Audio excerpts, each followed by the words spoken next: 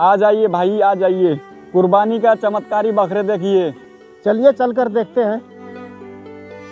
चमत्कारी बकरा, क्या खास बात है इसमें भाई? क्या कीमत है इसकी? ज़्यादा नहीं, सिर्फ 1 लाख रुपए। 1 लाख रुपये दीजिए और बकरा लेके जाइए। भाई 1 लाख रुपया तो बहुत ज़्यादा है। क्या खास बात है इस बकरे में जो इतना पैसा रखा है? भाई ये चमत्कारी बकरा है, इसमें अल्लाह का नाम लिखा है। अल्लाह का नाम लिखा है?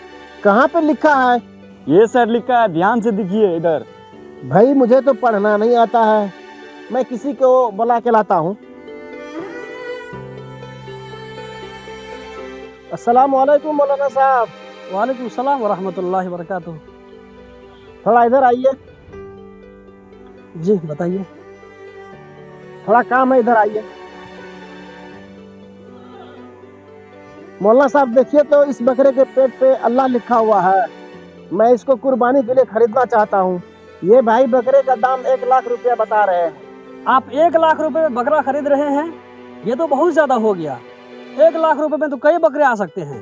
मौलाना साहब ये चमत्कारी बकरा है, इस पर अल्लाह का नाम लिखा हुआ है। देखिए भाई, बकरे पर अल्लाह का नाम लिखा होना ये कोई चमत्कार नहीं है, ये महज इत्तेफाक हो सकता है। और दूसरी बात ये कि इस पर जो अल्लाह लिखा हुआ है ये कोई अल्लाह का लफ्ज क्लियर लिखा हुआ नहीं है, ये थोड़ा सा शेप बना हुआ है, उसकी तरह लग रहा है। मानकर चलिए अगर इस पर अल्लाह का नाम भी लिखा होता या मोहम्मद सल्लल्लाहु अलैहि वसल्लम का ही नाम लिखा होता तो ये इस बकरे के लिए कोई खुसूसियत वाली बात नहीं थी।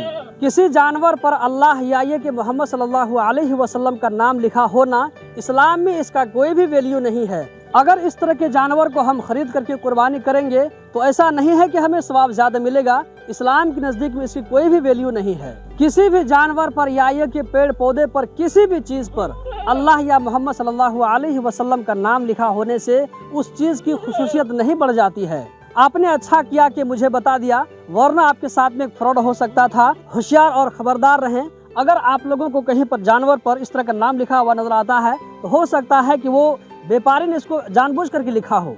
आप इसकी जगह एक नॉर्मल बकरा खरीद कर कुर्बानी कर दीजिए, इंशाल्लाह अल्लाह के यहाँ वही काबिल कबूल होगा। इस वीडियो को बनाने का मकसद यह है कि आवाम के अंदर बेदारी पैदा की जाए, लिहाजा आप इस वीडियो को आगे शेयर करके इसमें आप अपना हिस्सा डालें।